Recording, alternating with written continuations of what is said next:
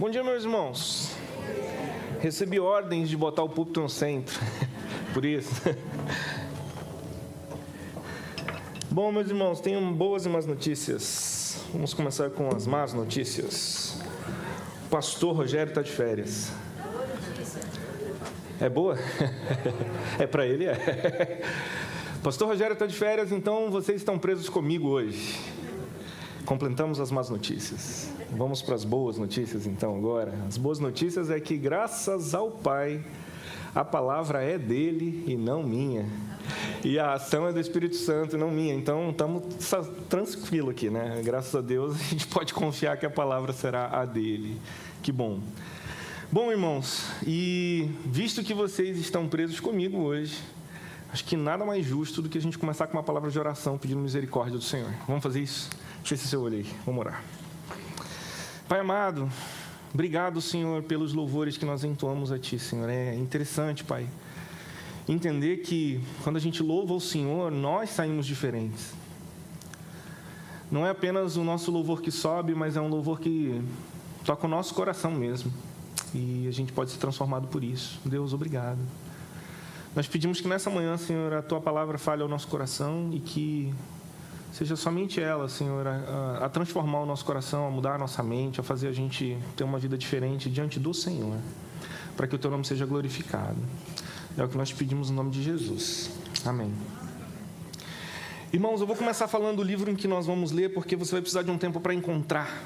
Então, pega a sua Bíblia e coloca no livro de Neemias. Ele fica entre Esdras e Esther, mas isso não ajuda muito, porque Esdras e Esther também é difícil de encontrar. Então, segue para Neemias, certo? E se você presta atenção no Instagram, eu sei que eu estou falando para poucas pessoas, porque poucas pessoas prestam atenção no Instagram. Está lá que o tema de hoje seria disciplinas espirituais. E aí você pode falar, cara, o Roberto envelheceu mesmo. Disciplinas espirituais, que tema de velho, não é verdade?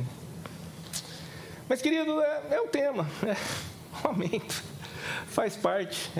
A gente tem que falar de coisas que são fundamentais à fé. E eu realmente creio nisso, gente, que a gente precisa começar a repetir coisas que são tão fundamentais e tão básicas sobre a nossa espiritualidade, porque a gente esquece.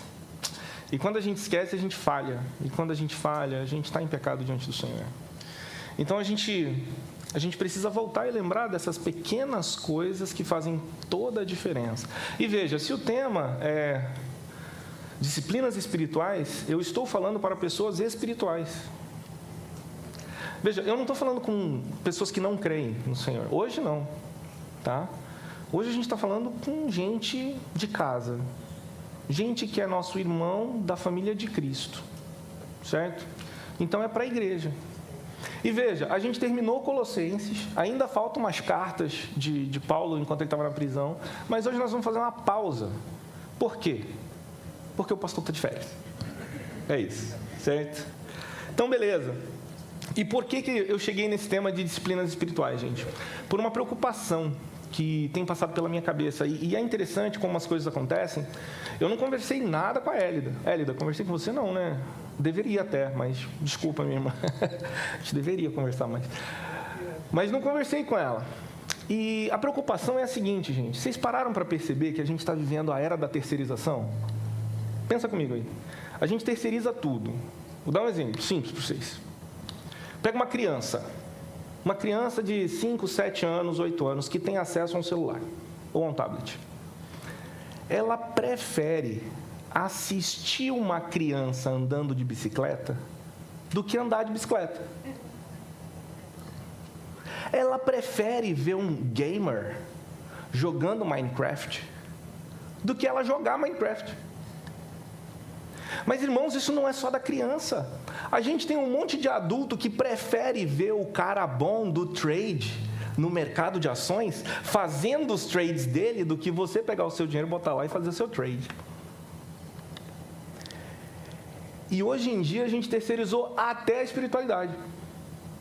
A gente prefere ouvir as experiências que as pessoas tiveram com Cristo, ou nem tanto, do que ter as nossas experiências com Cristo. Então a gente fica escutando um monte de testemunho, um monte de gente falando, muitas vezes uma besteira, do que a gente pegar a palavra de Deus e ir na fonte, porque dá trabalho. Então a gente está terceirizando tudo. E sabe qual é a minha outra preocupação? Inteligência artificial. Você fala, não, agora ele é o profeta do fim. Não é querer ser profeta do fim.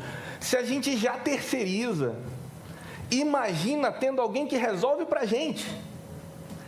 O estudante não precisa mais saber Bhaskara. A gente estava falando ontem, eu e Isaías, a gente estava conversando, Marcos Tomadon estava lá também, a gente estava conversando, o cara não precisa mais saber Bhaskara. Joga na IA que ele resolve. Ele não precisa mais saber história. Joga na IA que ela me conta. Agora, e se te contar errado?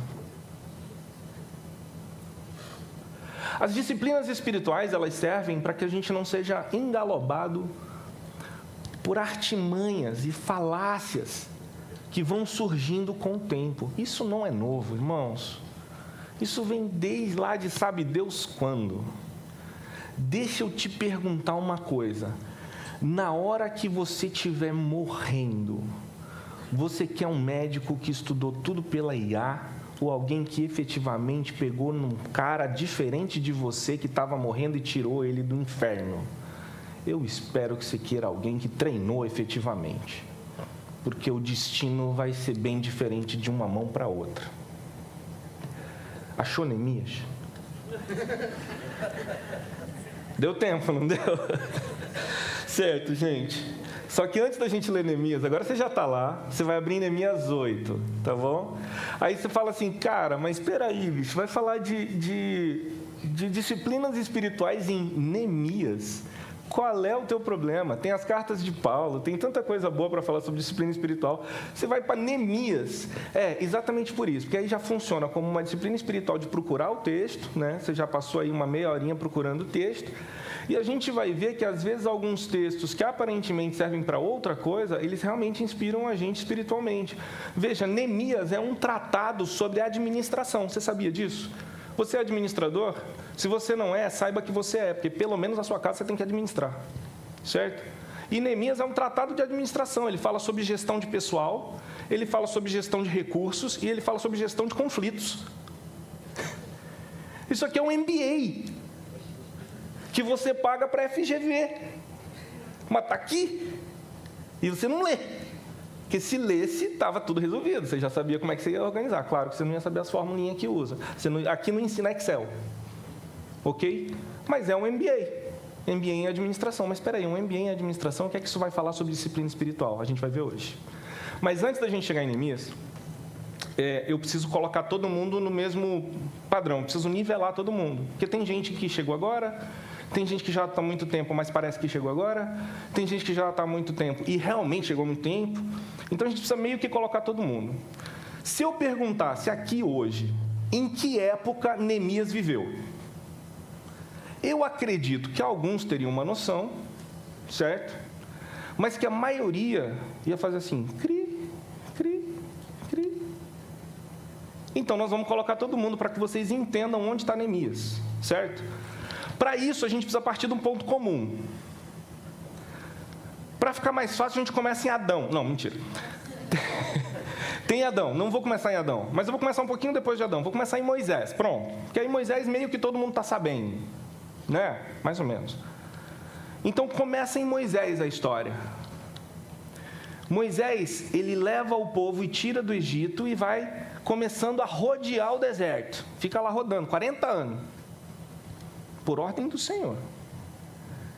Moisés morre. Quem assume? Josué assume a liderança do povo. Eles atravessam o veio d'água que eles precisavam atravessar. E eles encontram Jericó e derrubam Jericó. É aquela festa, eles começam a dominar e matar e destruir todo mundo que estava naquela terra. Isso aconteceu? Está na Bíblia. Depois leia o livro Quando Deus Mandou Matar. Então tá, então beleza. Eles entraram e eles dominaram a terra. E aí surge um problema de liderança. Precisamos de líderes para esse povo. Como que essa liderança é exercida? Juízes. Então, se levantam juízes, e nesse momento o povo começa a esquecer que Deus existe, esquecer das ordens que Deus tinha dado. Então acontece um vai e vem espiritual.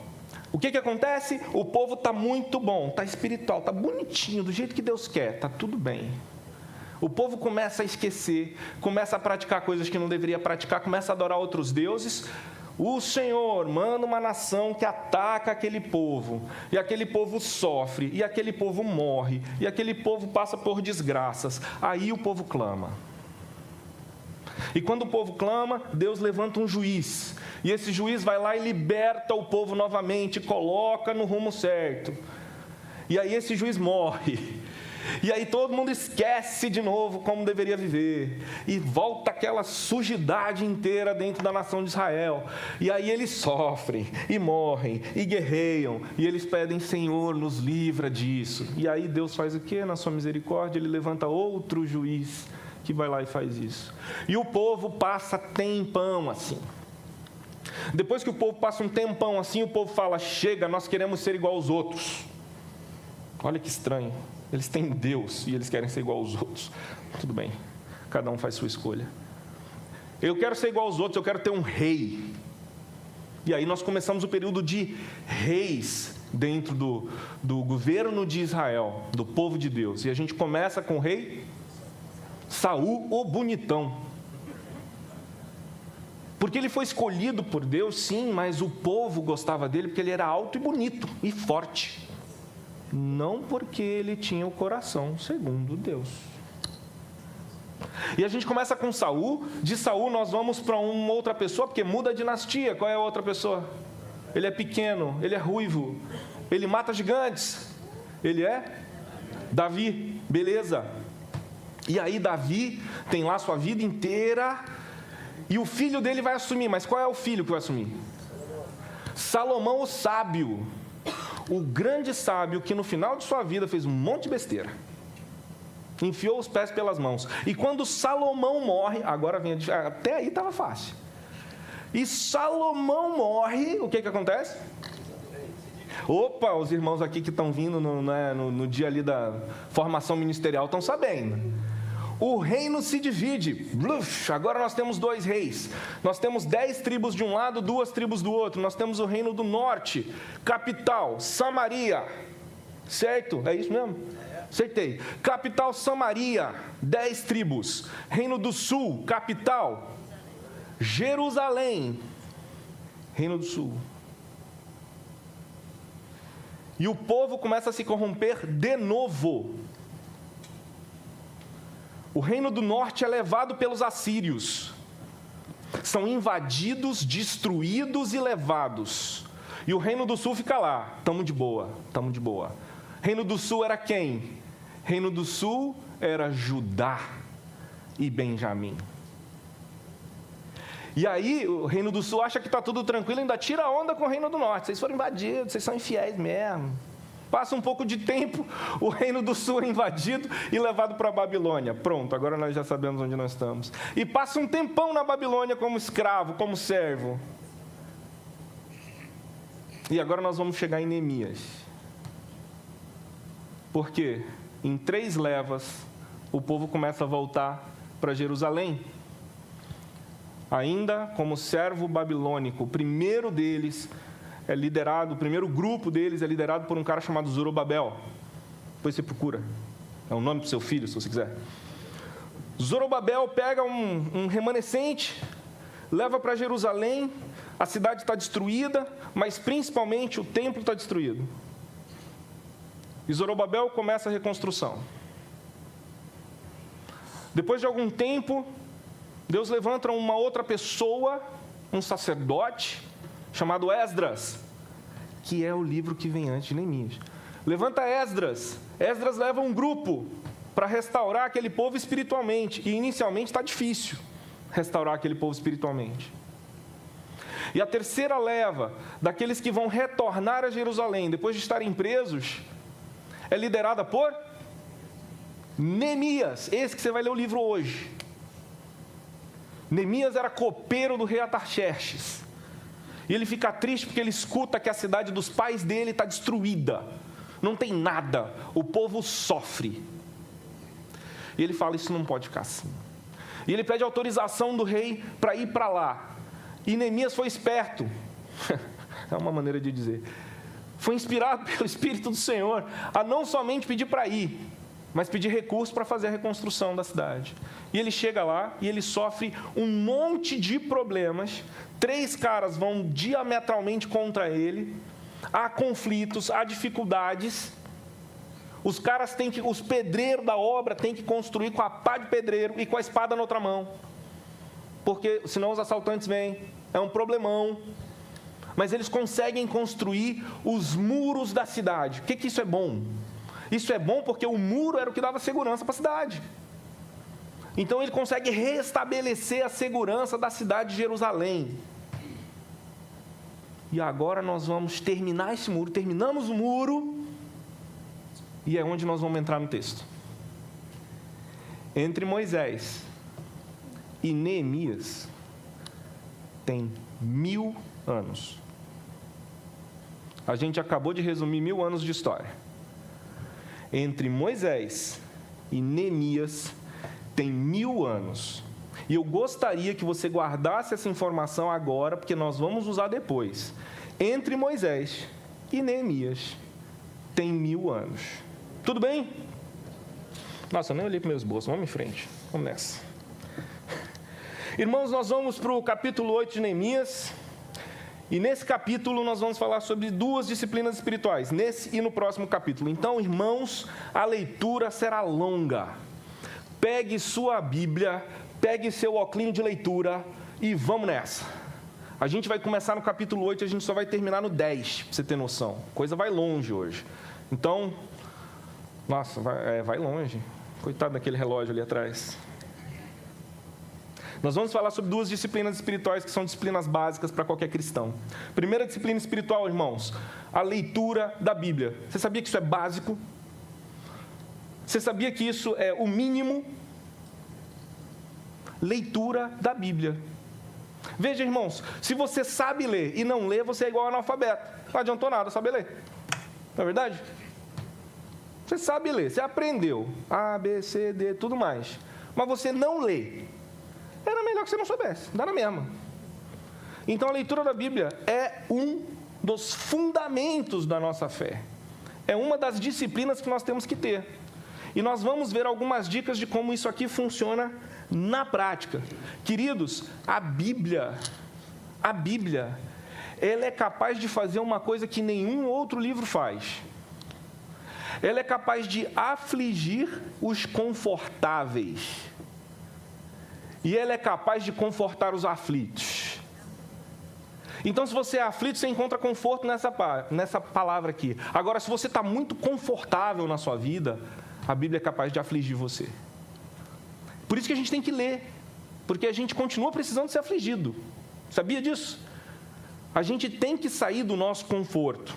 Veja, imagina se Noé, ao invés de construir a arca, tivesse ensinado o povo a nadar. Parou para pensar? Noé passa uma centena de anos falando para o povo, gente, se arrepende, entra na arca. Gente, se arrepende, entra na arca. Gente, se arrepende, entra na arca. O povo não entrou. Agora imagina se fosse centenas de anos falando, gente, para nadar, primeira coisa que você faz, pula na água. Bota o pezinho para cima, respira fundo, para encher o peito de ar, que aí você vai boiar. Irmão, você vai boiar 40 dias? A arca era necessária. Irmãos, eles precisavam ser afligidos, o povo precisava ser afligido. Nós precisamos ser afligidos hoje também. Nós não vamos ensinar você a nadar. Nós vamos botar você na arca, se Deus permitir. Amém?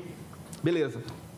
Então, nessa época aqui, o que estava acontecendo? Acabou de construir o muro, Neemias terminou a construção do muro, e o povo. Lembra que Zorobabel veio, começou a reconstrução do templo, depois veio Esdras, tentando reanimar o povo espiritualmente. Então agora Esdras vai ter a sua grande oportunidade junto com Neemias, tá? Muito bem, esse texto também ele é utilizado algumas vezes para a gente estudar avivamento. Avivamento do tipo verdadeiro, do tipo bíblico, não aquelas falácias que você vê na internet, tá? Avivamento de verdade. Veja, o avivamento, ela acontece no seio da igreja, ela não acontece fora da igreja, é dentro da igreja que acontece o avivamento, tá? Porque para a gente avivar tinha que ter vida antes, certo? Se não tinha, estava morto nos seus delitos e pecados. Certo? Então, esse texto também fala sobre isso. Então, a gente vai prestar atenção. E eu queria começar a falar com vocês sobre 5 segredos da leitura da Bíblia. Tá? Que estão todos no texto aqui, a gente vai ver. Tá? 5 segredinhos da leitura bíblica. Primeiro segredo para a gente ter uma boa leitura da Bíblia é ter apetite, uma intensa fome e vontade por essa palavra. E isso só acontece pela ação do Espírito Santo no nosso coração. Então, gente, a gente tem que ter fome. E aqui eu quero voltar na história de Israel. Lembra da época dos juízes? O povo estava indo tudo bem,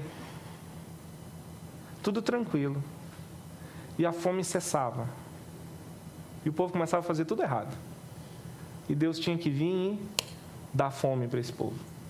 Querido, não me admira que a gente continue sofrendo tanto quanto a gente sofre. Se o sofrimento é a única maneira que Deus vai ter de te trazer mais para perto dele, que você sofra muito para você estar perto dele. Então, se a gente começar de repente a aprender a estar junto do Senhor sem esse sofrimento, talvez seja melhor. Porque a gente vai manter essas disciplinas. E a disciplina é exatamente isso, é a gente conseguir manter isso. Por isso que chama de disciplina espiritual. Bom, apetite. Apetite pela palavra. Vamos lá. Abre aí, Neemias 8. Vamos começar a leitura. Então, como se fosse um só homem, todo o povo se reuniu na praça, diante da porta das águas.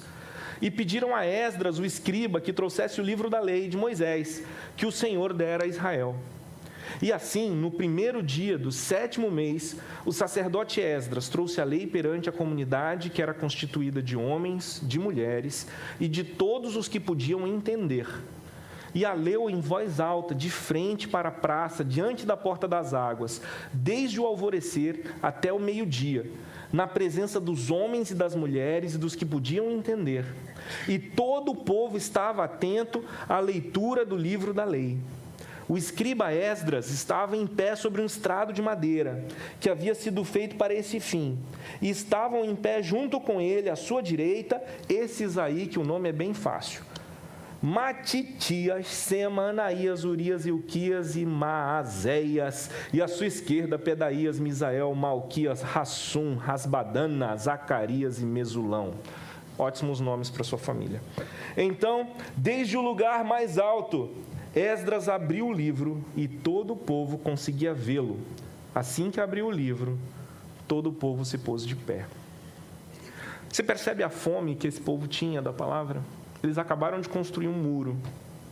A próxima etapa na vida deles era começar a reconstruir suas casas. Mas o que esse povo faz? Se reúne na praça. Mas eu quero te chamar a atenção para uma coisa que talvez você não tenha visto. No versículo 1 diz o seguinte: então, como se fosse um só homem, todo o povo se reuniu na praça diante da porta das águas. O que eu quero que você preste atenção aí? Eu quero que você preste atenção que não foi Neemias que mandou o povo se reunir na praça. Não está escrito, e Neemias pediu ao povo que se reunisse na praça para ouvir a palavra de Deus.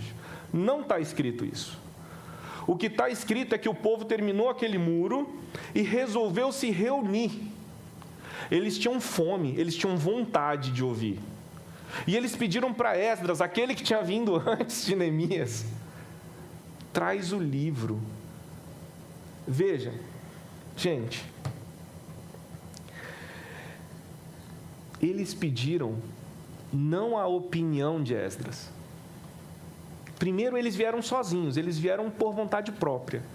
Segundo, eles não pediram a opinião de Esdras. Esdras, conta para a gente como é que é esse negócio aí que você está dizendo que a gente tem que fazer. Eles pediram o quê, irmãos? O livro. Você sabe por quê eles pediram o livro? Porque qualquer pregador que tenha vergonha na cara e não seja um palhaço, ele vai pregar o que está no livro. Ele vai falar o que está escrito e ele não vai ficar inventando moda, não. Porque a revelação do Senhor já foi dada. E hoje nós temos acesso a ela. E, irmãos, aqui no Brasil, como a gente tem acesso a ela, não é verdade? Então, quando você vê gente pregando outra coisa, você tem que lembrar que a sua fome não é por outra coisa, é pelo livro.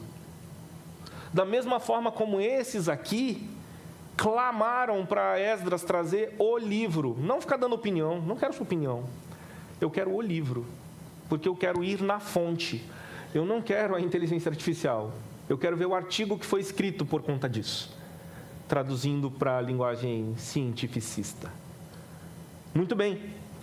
Também a gente percebe que o povo ouviu a palavra de Deus por 6 horas, em pé. Que vergonha para nós, né? Porque quando a gente passa de 11h30 no culto, já tem gente falando, meu Deus, estou com fome, eu preciso ir para casa. Foram 6 horas em pé, está aqui escrito. Está aqui, ó, vamos lá. Está aqui embaixo, em algum lugar. Aqui, 3. E a leu em voz alta, de frente para a praça, diante da porta das águas, desde o alvorecer, 6 horas da manhã, até o meio-dia, na presença dos homens, das mulheres e dos que podiam entender. E todo o povo estava atento à leitura do livro da lei. Querido, você já imaginou se a gente tivesse esse tipo de fome? Tipo de fome que faz a gente parar e ler.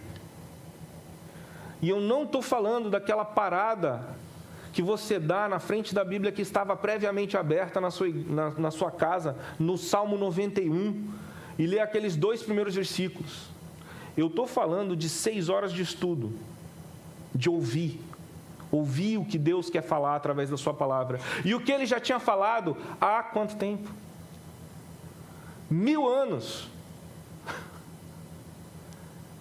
Deus já tinha falado há 1000 anos e o povo queria ouvir.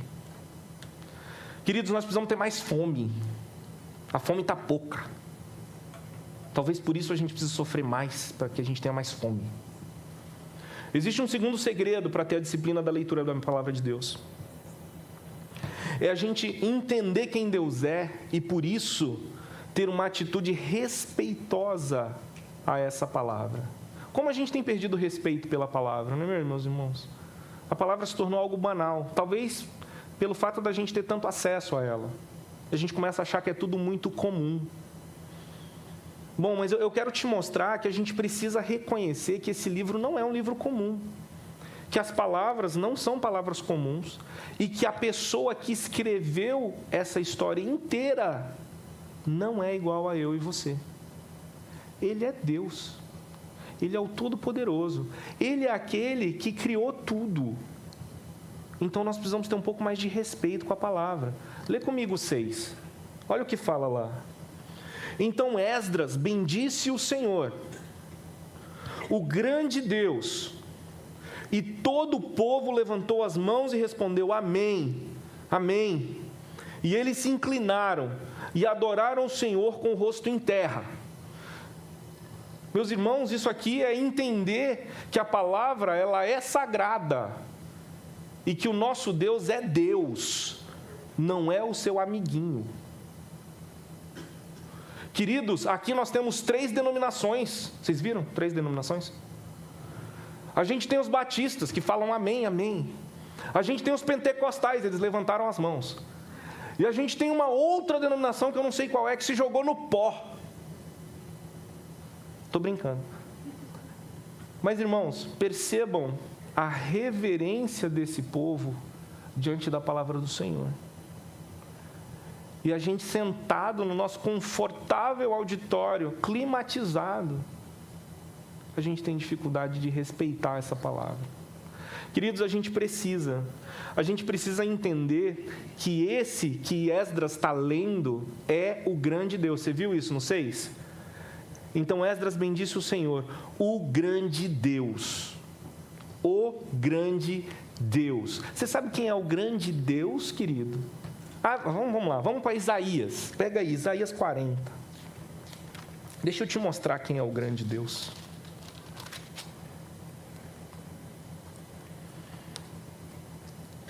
Isaías 40, 12 diz: quem mediu as águas com a concha da mão? Quem mediu a extensão dos céus com o palmo? Quem recolheu o pó da terra numa medida e pesou os montes com pesos e as colinas em balanças? Quem guiou o Espírito do Senhor ou lhe ensinou como conselheiro? A quem ele pediu conselho para lhe dar entendimento e lhe mostrar o caminho da justiça? Quem lhe ensinou o conhecimento e lhe mostrou o caminho para o entendimento? Para ele, as nações são como gota de um balde, como o pó das balanças. Ele considera as ilhas como um grãozinho. Nem todas as árvores do Líbano bastariam para queimar, nem os seus animais bastariam para o holocausto. Todas as nações são insignificantes diante dele. Ele as considera menos do que nada, algo inútil. Esse é o grande Deus. Quando você entende a grandeza de Deus, você entende a grandeza da palavra e você começa a respeitá-la. Porque para ele, você é nada. Você é pó. É muito difícil você levar a palavra de Deus a sério se o teu Deus é fraco. Então, talvez esse seja o nosso problema. Talvez o problema seja que o teu Deus, aquele a quem você imaginou na sua cabeça, é um Deus que não tem poder.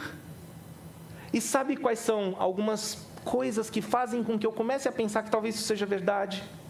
É porque tem gente adorando um Deus que ele é maleável. Ele é fácil de dobrar. Eu consigo barganhar com ele. Eu consigo dizer para ele, eu vou fazer isso e você me dá isso. Esse é um Deus fraco.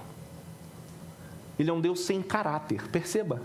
Porque o caráter desse Deus que você diz que adora, ele varia de acordo com a tua vontade. Em última análise, esse Deus é você. Então, querido, a gente precisa começar a entender que o nosso Deus, o Deus dessa palavra, não é Deus fraco. É Deus que não se dobra diante de você. É Deus que é Deus, enquanto você é servo. E a gente precisa começar a entender qual é a nossa posição diante dele. Nós não somos os todos-poderosos. Nós não somos o ponto fraco de Deus. Nós somos os servos de Deus. Ok? Muito bem. Será que esse espírito de se jogar na terra e ficar com o rosto no pó é o nosso espírito diante da palavra? Veja, eu não estou dizendo para vocês que vocês precisam fazer isso, tá? De se jogar no pó. A gente precisa entender também que isso era uma expressão cultural de como eles faziam em adoração.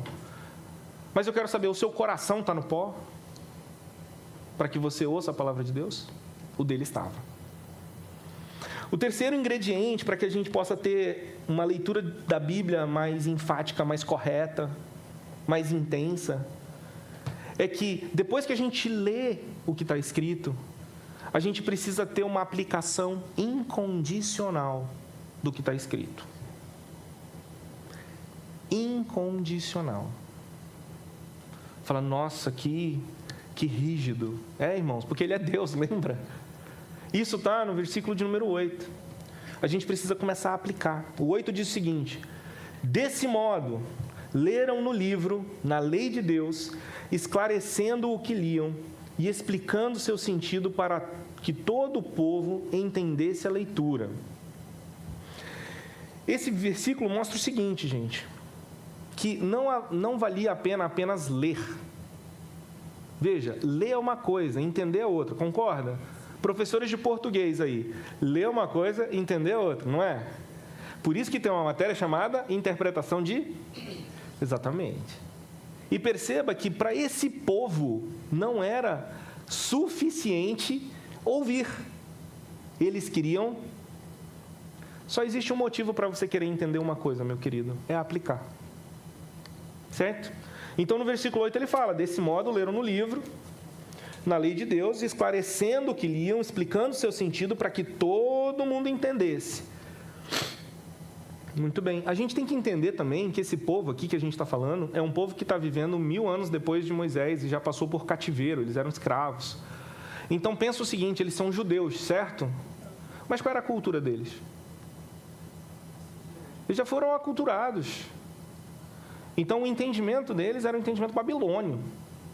Não era um entendimento judaico. Eles não ficaram isolados da sociedade, não. Então, eles estavam passando por esse essa dificuldade de ter um coração judeu num povo babilônico. Um sangue judeu no meio de uma cultura que prezava outras coisas. Isso significa o seguinte, gente: quando a gente lê a Bíblia, a gente precisa entender essa palavra a tal ponto, e eu já falei isso antes algumas vezes, que a nossa cultura deixe de ser a nossa cultura e passe a ser a cultura da Bíblia. E é isso que eles estão buscando voltar à cultura que Deus havia instituído. Eles falaram: nós precisamos entender, porque a gente vive no meio de um povo que adora um monte de deuses aí, e nós estamos aqui no meio. O que nós fazemos? Nós temos que entender. Então nós precisamos aplicar.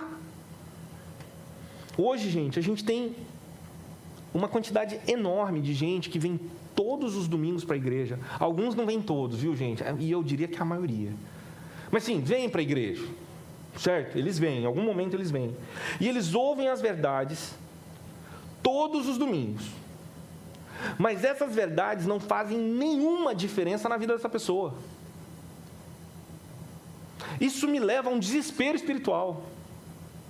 Porque, queridos, se você escuta a palavra de Deus todo domingo e nada mudou na tua vida, você não entendeu e você não buscou entendimento. Então a gente precisa começar a buscar isso para que a gente aplique incondicionalmente o que está escrito. Querido, você faz o que a Bíblia manda. Eu tenho muita dificuldade de fazer isso às vezes, porque eu sou falho, igual você. Mas, queridos, a gente tem que ir atrás e fazer. Quarto ingrediente. O quarto ingrediente é que depois que a gente lê, e no caso desse povo, escuta o que Esdras está falando, a gente precisa reconhecer o nosso pecado. A gente precisa se arrepender do nosso pecado. Então, veja, irmãos, não adianta só ler. Não é ler por ler. A gente precisa ler. Mas a gente, além de precisar ler, a gente precisa ler com vontade, com fome, certo? A gente precisa respeitar essa palavra. A gente precisa buscar e aplicar essa palavra. Mas isso tudo não é suficiente, a gente precisa se arrepender do que a gente precisa se arrepender. E eu quero mostrar para vocês o arrependimento desse povo. Vamos lá? Vamos começar no versículo 9. Então Neemias, o governador, Esdras, sacerdote escriba, e os levitas que ensinavam o povo disseram-lhe: este dia é consagrado ao Senhor vosso Deus. Não lamentem nem chorem, pois todo o povo chorava enquanto ouvia as palavras da lei. E ele lhes disse ainda: ide, comei e bebei do melhor que tiverdes, e enviai algo aos que não têm nada preparado para si, pois esse dia é consagrado ao nosso Senhor. Portanto, não vos entristeçais, pois a alegria do Senhor é a vossa força. Quando esse povo escutou as palavras do livro da lei, a resposta deles foi choro, arrependimento, confissão de pecado. Se a Bíblia não te faz fazer isso, você está lendo o livro errado. E talvez você precise de ajuda para ler. Esse povo, ao entender o que estava rolando naquela palavra, falou: eu não mereço isso. E eles começaram a chorar. E daqui a pouco vocês vão entender por que eles não podiam chorar. Porque vê que Neemias fala: gente, não chora. Esdras fala: gente, para de chorar, por favor. E tem um motivo para isso. Veja, no momento em que a gente lê a Bíblia, ela nos mostra quem a gente é. E por isso que a gente precisa se arrepender. Ela não fica passando a mão no nosso ego, igual os pastores de internet. Ela fala onde está errado, para que você possa se corrigir com a ajuda do Espírito. Querido, ela é um espelho do que nós somos. E talvez seja por isso que tanta gente não quer ler. Porque quando a gente lê, a gente vê que a gente não é bonito. Você gosta de se olhar num espelho que te mostra o quão feio você é? Tenho certeza que não. Mulheres, tem aqueles espelhos, né, que eles fazem você ficar gordinho e baixinho. É esse o espelho que você bota na sua casa para você se ver? Não é. Se for algum espelho modificado, que seja aquele que deixa mais esbelto. A Bíblia não modifica a tua imagem. A Bíblia te mostra a imagem de Deus. E aí você precisa se adequar a ela. Então a gente precisa passar desse preconceito que a gente tem com a Bíblia, falar, poxa, mas ela vai me mostrar quem eu sou, eu prefiro não saber. Eu estou vivendo muito bem assim. Não, a gente precisa saber. A gente precisa sim. Sabe por quê, meus irmãos? Porque a palavra é viva e ela é eficaz. E ela é mais cortante do que a espada de 2 gumes. E é capaz de separar juntas e medulas. E discernir os pensamentos do coração. Quem diz isso não sou eu, é Hebreus. Querido, a palavra de Deus vai te mostrar quem você é. E a gente precisa se arrepender de quem a gente é. Então a gente precisa ter arrependimento. E finalmente o último ingrediente que eu queria falar sobre a leitura bíblica é o seguinte. A gente precisa ter uma atitude de alegria. Porque quando a gente começa a fazer tudo isso, quando a gente começa a ler com intencionalidade, com apetite, reconhecendo quem Deus é, reconhecendo quem nós somos, se arrependendo do nosso pecado, o resultado disso é alegria. E não aquela tristeza que a gente teve no início. Vamos ler o texto que vocês vão ver. No 14 diz o seguinte: acharam escrito na lei que o Senhor havia ordenado por intermédio de Moisés, que os israelitas morassem em tendas durante a festa do 7º mês. Está vendo por que eles não podiam chorar? Por isso anunciaram em todas as suas cidades e em Jerusalém: saí às montanhas e trazei ramos de oliveiras cultivadas, de oliveiras silvestres e de murtas, folhas de palmeiras e ramos de outras árvores frondosas, para fazer tendas, conforme está escrito. Versículo 17: e toda a comunidade dos que haviam voltado do cativeiro fez tendas e passou a morar nelas, desde os dias de Josué, filho de Num, até aquele dia, os israelitas não haviam feito mais isso. Por isso, a alegria deles foi muito grande. No momento em que você se conserta com Deus, porque a Bíblia te mostrou quem você é, e você fala, Senhor, eu estou nas tuas mãos, agora eu quero fazer o que é certo, isso traz alegria. Viu o que aconteceu com eles? Gente, 1000 anos...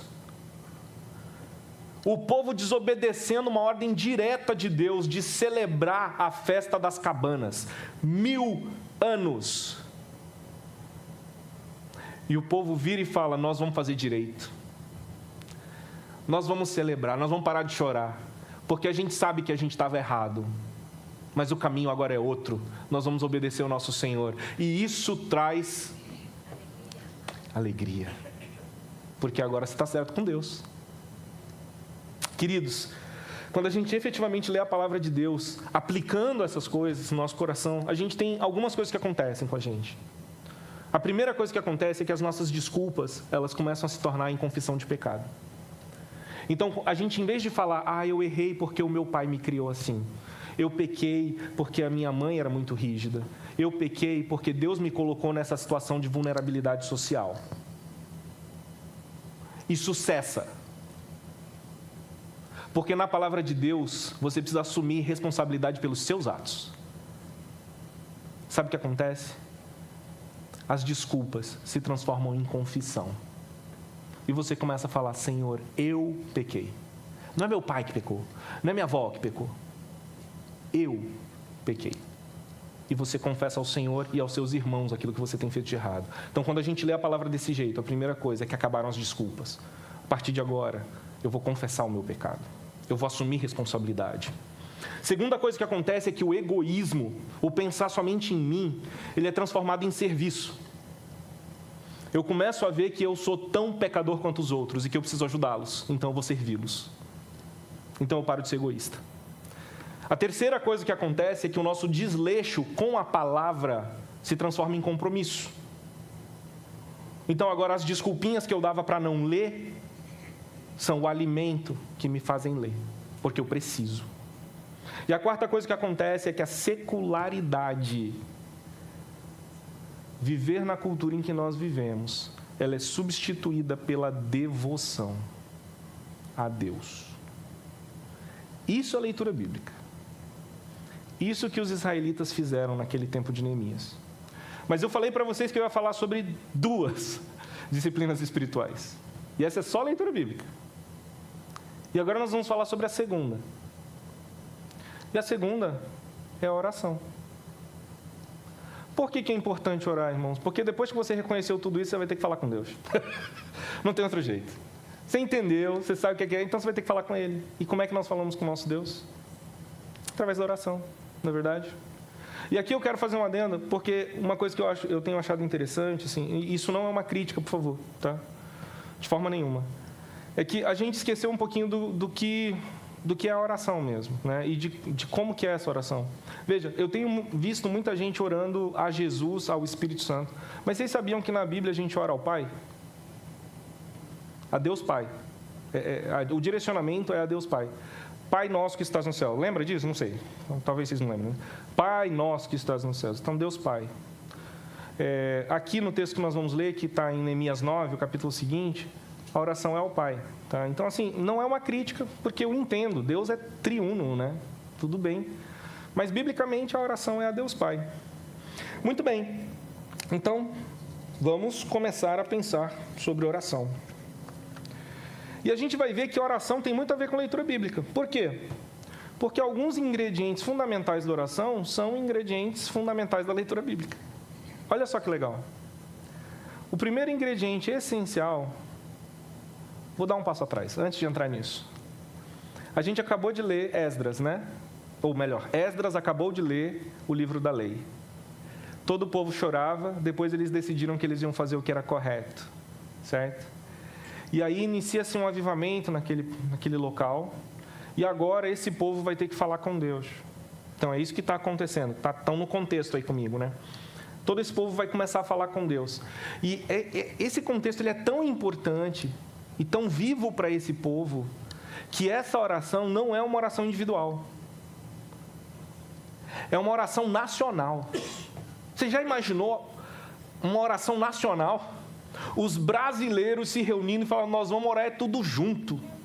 E para piorar a situação, vocês já viram uma oração que se transforma num contrato? Vocês vão ver hoje. Porque essa oração que esse povo vai falar com Deus, ela se transforma num contrato escrito que o povo assina embaixo e fala, nós vamos fazer. Porque é assim que o Senhor quer. Vamos para o texto, é melhor. Primeiro ingrediente essencial para que a gente tenha uma oração fervorosa e real é o reconhecimento de quem Deus é. Eu vou começar lendo o primeiro versículo do 9, mas a gente vai começar a se debruçar realmente a partir do 6. Vamos lá. No 24º dia do mês, os israelitas se reuniram para um jejum, vestiram roupas de saco, estou no capítulo 9, e colocaram terra sobre sua cabeça. Ele e os de ascendência israelita se separaram de todos os estrangeiros, puseram-se em pé e confessaram seus pecados e as maldades dos seus pais. Ficaram em pé onde estavam e por 3 horas leram o livro do Senhor, seu Deus. Então já foram 6, agora é mais 3, é 9 horas já. E durante outras 3 horas confessaram os seus pecados e adoraram o Senhor, seu Deus. Então os levitas, Jesua, Bani, Cadmiel, Sebanias, Buni, Serebias, Bani e Kenani, se puseram em pé sobre a plataforma e clamaram em alta voz ao Senhor, seu Deus. E os levitas, Jesua, Cadmiel, Bani, Asabneias, Serebias, Odias, Sebanias, Petaías, disseram, levantai-vos, bendizei ao Senhor vosso Deus, de eternidade a eternidade. Bendito seja o teu glorioso nome, que está exaltado sobre toda bênção e louvor. Tu somente és Senhor.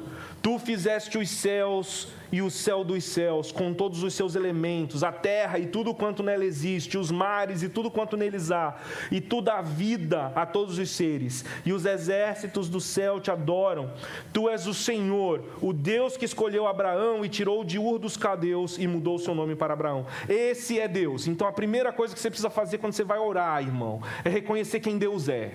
De novo, lembra da Bíblia, da leitura da Bíblia? A gente precisa reconhecer quem Deus é. E aqui ele está reconhecendo quem Deus é. É impossível você orar a um Deus santo, poderoso, sem reconhecer com quem você está falando.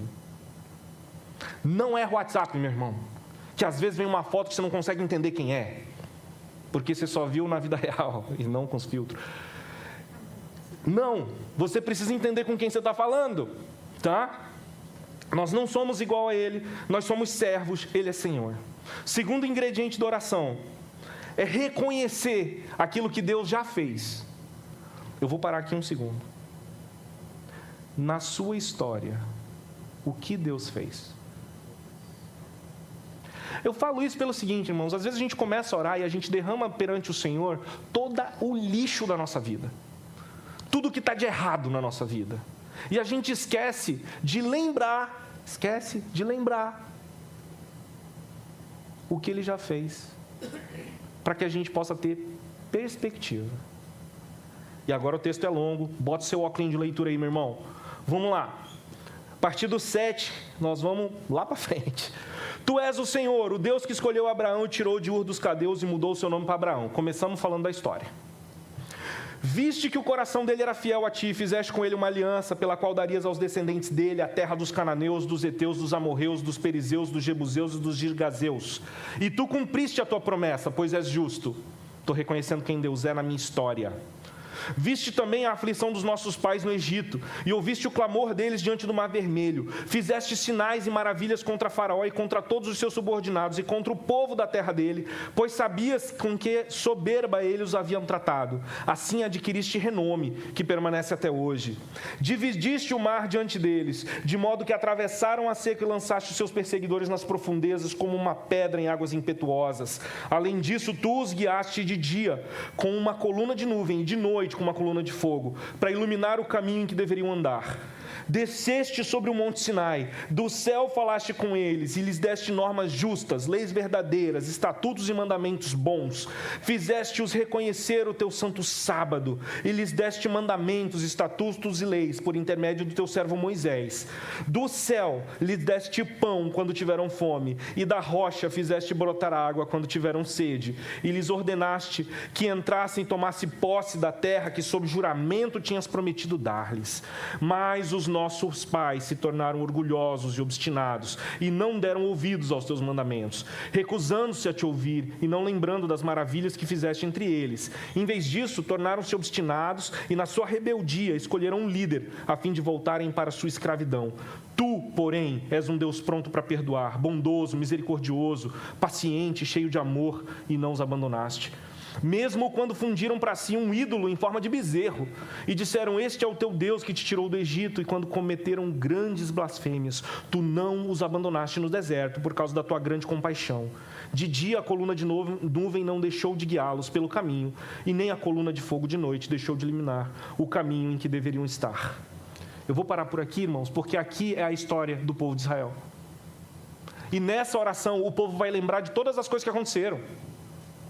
Como eles eram escravos no Egito, como Deus mandou Moisés, e com milagres foram retirados do Egito, ganhando o dinheiro dos egípcios. Que depois que eles saíram de lá, eles pararam na frente do Mar Vermelho e eles iam morrer. Mas Deus, com um milagre, abriu o Mar Vermelho. E depois eles passaram para Jericó, depois que andaram um pouquinho lá, né? Porque andaram bastante. Passaram para Jericó. E quando eles chegaram com Jericó, a estratégia militar mais estúpida que eu já vi aconteceu. Rodar ao redor de uma cidade e gritar.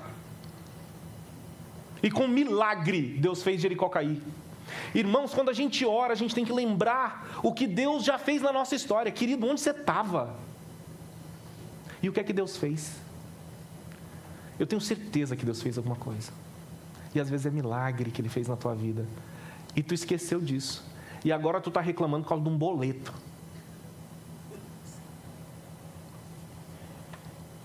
Precisamos reconhecer Deus na nossa história, queridos, para a gente orar de verdade. Certo? Terceiro ingrediente da oração é finalmente apresentar a sua causa ao Senhor com o reconhecimento de quem você é, do seu pecado e da justiça de Deus. Isso está no versículo 32 a 38 que eu vou ler com vocês. Mas agora, ó nosso Deus, Deus grande, poderoso e temível, fiel à tua aliança, misericordioso, não faças pouco caso de todo o sofrimento que se abateu sobre nós, nossos reis, nossos príncipes, nossos sacerdotes, nossos profetas, nossos pais, sobre todo o teu povo, desde os dias dos reis da Assíria até o dia de hoje. Tu, porém, foste justo em tudo o que se abateu sobre nós. Tu agiste com lealdade, mas nós com perversidade. Os nossos reis, os nossos príncipes, os nossos sacerdotes, os nossos pais não têm obedecido à tua lei, não têm dado ouvidos aos teus mandamentos, nem às advertências que lhes deste. Porque mesmo quando estavam vivendo no reino deles, em toda a fartura de bens e na terra espaçosa e fértil que lhes deste, não te serviram, nem se converteram das suas maus ações. Hoje somos escravos, escravos na terra que deste aos nossos pais para que comessem do seu fruto e desfrutassem os seus bens. E ela multiplica os seus produtos a favor dos reis que puseste sobre nós, por causa dos nossos pecados. Além disso, eles dominam sobre o nosso corpo e sobre o nosso gado, como bem lhes parece. Estamos em grande angústia. Em vista de tudo isso, firmamos uma aliança que é assinada por nossos príncipes, nossos levitas e os nossos sacerdotes. Depois da gente saber quem Deus é, e depois da gente reconhecer Deus na nossa história, o que Ele já fez com a gente, está na hora da gente falar para Ele o que a gente precisa. O povo aqui era escravo. E eles queriam falar para Deus: Deus, nós somos escravos. E nós estamos sofrendo. E esse sofrimento não é injusto. Nós fizemos errado. Quando você for apresentar a Deus as tuas petições, reconheça diante dEle que você errou. Veja, às vezes você errou administrativamente. Poderia ter feito a administração da tua casa melhor. Mas reconheça diante dEle isso. E pode apresentar para Ele o seu problema, porque Ele tem poder para resolver. Mas você precisa apresentar o que aconteceu com você também. Então faça isso, reconheça diante dEle. Certo? Reconhecendo sua situação, reconhecendo a sua necessidade de perdão, de restauração. Aí a gente pode chegar para Ele e falar: Deus, eu não tenho como sair dessa. Me ajuda. Finalmente, queridos, a gente precisa orar apresentando ao Senhor aquilo que a gente precisa mudar. Como que a gente pretende fazer isso? E pedir auxílio para que Ele nos ajude a ser fiel a isso. Veja o último texto, ele fala o seguinte: em vista de tudo isso, firmamos uma aliança, que é assinada por nossos príncipes, nossos levitas e nossos sacerdotes. É a única oração que eu tenho conhecimento que virou um contrato. O contrato está no capítulo 10, nós não vamos ler. Se você quiser ler depois, pode ler. O que é que eles iam fazer a partir de agora como povo de Deus? Eles resolveram colocar por escrito: nós vamos fazer isso. E, querido, isso é uma das formas que a gente precisa chegar a Deus em oração. É colocar para Ele: Senhor, eu errei nisso, nisso, nisso, disso. Mas o meu plano, Senhor, o meu plano para fazer do jeito certo é fazer dessa forma. Me ajuda. Porque, querido, se você chega a Deus sem a intenção de mudar o que está errado, não chega. É o melhor conselho que eu posso te dar. Não chega. Então, quando você vai a Deus, apresente a Ele o que é que você pretende fazer. Fala assim: ó Deus, é isso que eu pretendo fazer. Me ajuda. Querido, hoje eu não vim trazer um tratado sobre leitura bíblica e oração. Não vim. Eu vim falar de coisas muito simples e básicas da fé cristã. Mas eu espero que a gente aplique isso. E que você volte durante a semana nesse texto e leia novamente. É um texto extenso, eu sei. Mas vale a pena. Porque se a gente não tem leitura bíblica, se a gente não tem oração, a gente não vai crescer. Leia a Bíblia, faça uma oração, se quiser crescer. A gente leu a Bíblia. Vamos orar? Pai amado, a Tua igreja se reúne hoje, Senhor, porque quer ouvir Tua voz. E a Tua palavra é verdade, a gente sabe que é verdade, a gente quer ser modificado por ela e transformado por ela. E a gente quer entender, Senhor, como orar melhor e como ler melhor, como entender, porque isso vai fazer toda a diferença na nossa vida espiritual. Nos ajuda, Senhor, a reconhecer quem Tu és. Nos ajuda, Senhor, a reconhecer quem nós somos. Nos ajuda a reconhecer a Tua ação na nossa vida e na nossa história durante toda a nossa vida. E nos ajuda, Senhor, a, munidos do Teu Espírito Santo, corrigir os passos que nós estamos dando em falso, para que, como servos, a gente glorifique o nosso Senhor. Cuida da Tua igreja, Senhor, e nos despede em paz, para que durante essa semana a Tua palavra faça morada no nosso coração. É o que nós te pedimos no nome de Jesus. Amém.